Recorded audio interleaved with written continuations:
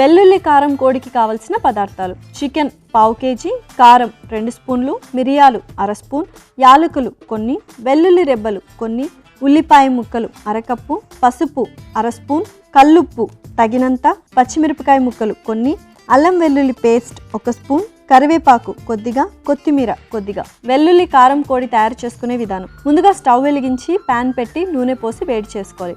ఒక mixie jar తీసుకొని అందులో వెల్లుల్లి రెబ్బలు, యాలకులు, మిరియాలు, కల్లుప్పు, కారం వేసి మెత్తగా గ్రైండ్ చేసుకొని పక్కన పెట్టుకోవాలి.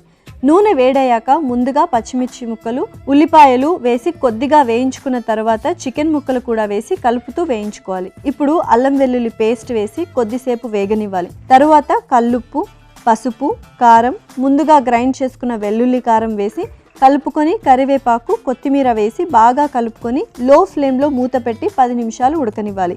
చికెన్ బాగా ఉడికాక స్టవ్ ఆపి సర్వింగ్ బౌల్లోకి తీసుకుంటే కారంగా రుచికరమైన వెల్లుల్లి కారం కోడి రెడీ.